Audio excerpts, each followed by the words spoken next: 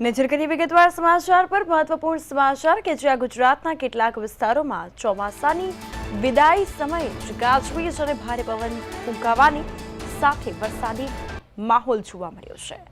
નવરાત્રિના તમામ તહેવાર સાથે જ વરસાદ થતાં ખેલૈયાઓ અને ગરબે આયોજકો મુશ્કેલીમાં મુકાયા છે।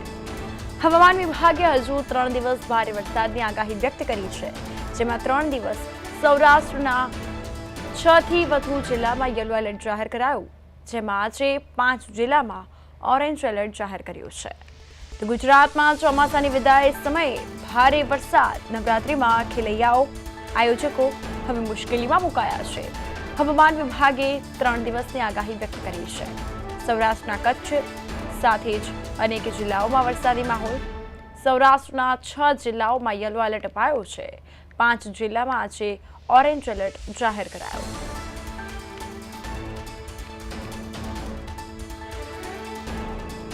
તો નવરાત્રિમાં ખેલૈયાઓ તેમજ આયોજકો હવે ચિંતિત બન્યા છે। હવામાન વિભાગે આગામી 3 દિવસની આગાહી વ્યક્ત કરી। સૌરાષ્ટ્રના 6 જિલ્લાઓને એલર્ટ કરાયા છે। સાથે જ વાત કરીએ તો 5 જિલ્લામાં આજે ઓરેન્જ એલર્ટ આપી દીધું છે। ઓરેન્જ એલર્ટ જાહેર કરાયું। ચોમાસાની વિદાય સમયે જ ભારે વરસાદ સાથે જ નવરાત્રિમાં ખેલૈયાઓ અને આયોજકો મુશ્કેલીમાં મુકાયા।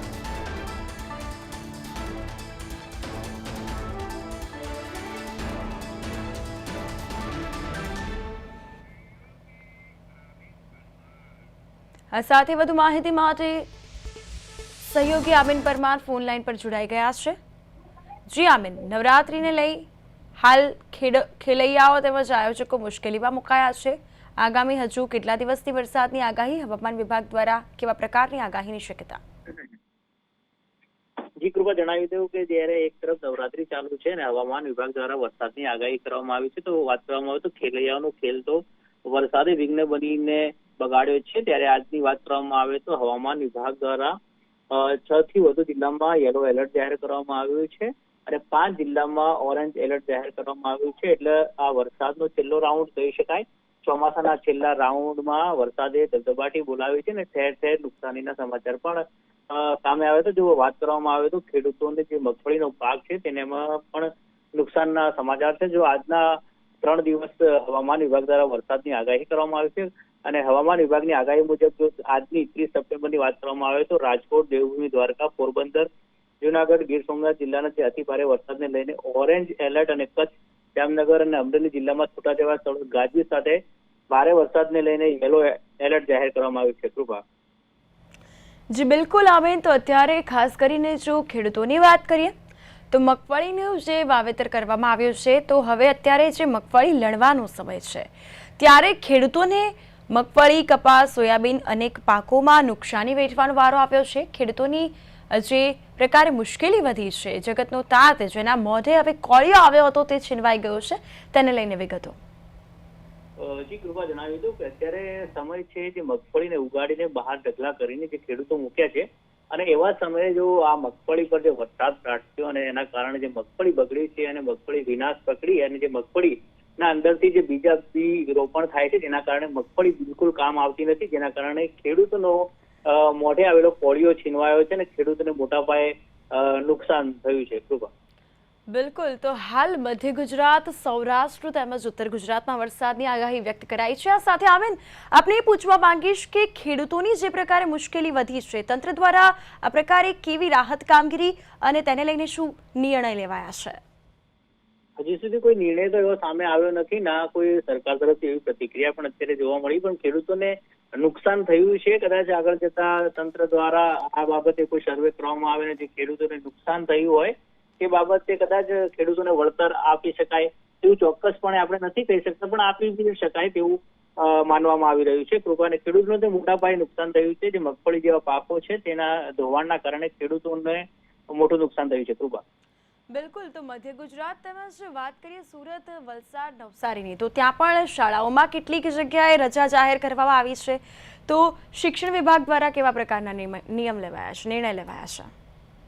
ચોક્કસ વરસાદને લઈને જે સ્કૂલોમાં રજા જાહેર કરવામાં આવી છે તેને લઈને એક એલર્ટના ભાગરૂપે કોઈ નુકસાનીના સમાચાર સામે ના આવે અને કોઈ પણ નુકસાન ન થાય તેને લઈને એક એલર્ટ થઈને આ નિર્ણય લેવામાં આવે છે। કૃપા બિલકુલ, હાલ નવરાત્રી ચાલી રહી છે. ખેલૈયાઓમાં તો જે પ્રકારે નારાજગી જોવા મળી છે વરસાદને લઈને, કારણ કે જે નવરાત્રીનો પર્વ છે ત્યારે ઉત્સુકતા જે પ્રકારે ખેલૈયાઓને હોય, અને જે નવરાત્રીનું આયોજન કરવામાં આવ્યું હતું, જે ક્લબોનું આયોજન કરવામાં આવ્યું, ત્યાં પણ આયોજકો હવે ચિંતિત બન્યા છે. તો તેઓ દ્વારા કેવી પ્રતિક્રિયા સામે આવી છે, તેઓનું શું કહેવું થાય છે?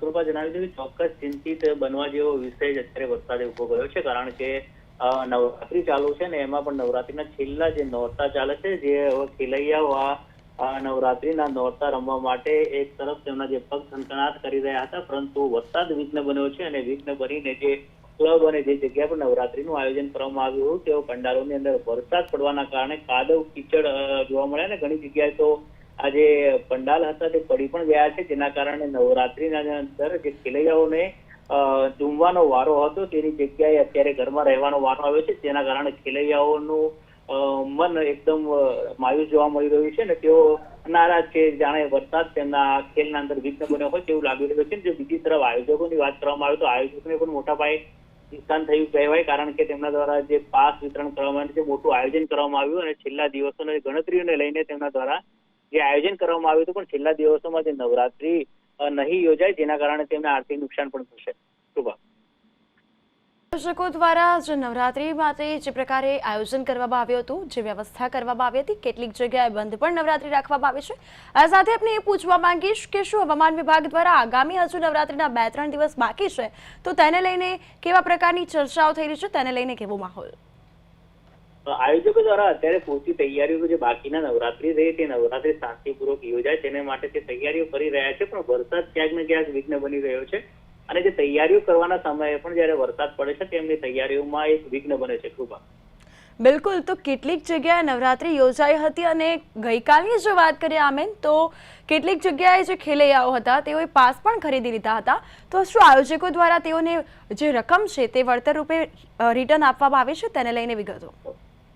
ચોક્કસ કૃપા જણાવી દઉં કે અમુક જે ક્લબો હતા તેના દ્વારા જે નવરાત્રી નહીં રમાઈ અને લોકો દ્વારા જે પાસ ખરીદવામાં આવ્યા હતા, તો ઘણા બાજુથી એવા સમાચાર પણ સામે આવ્યા હતા કે જે ક્લબો દ્વારા તેમના નાણાં પરત કરવા માટેનો સમય આપવામાં આવ્યો હતો અને તેમને નાણાં પરત કરવામાં આવશે, કારણ કે તે લોકો પાસ ખરીદ્યા, પણ પાસ ખરીદ્યા પછી ત્યાં નવરાત્રી નથી રમાઈ, તેના કારણે તેમના નાણાં રિટર્ન કરવાની પણ સમાચાર ઘણી જગ્યાએથી સામે આવ્યા છે.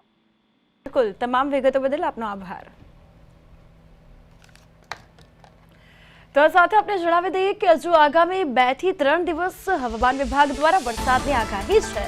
આ સાથે હાલ નવરાત્રી છે ત્યારે ખેલૈયાઓમાં નિરાશા વ્યાપી છે. આયોજકો પણ મુશ્કેલીમાં મુકાયા અને ચિંતિત બન્યા છે.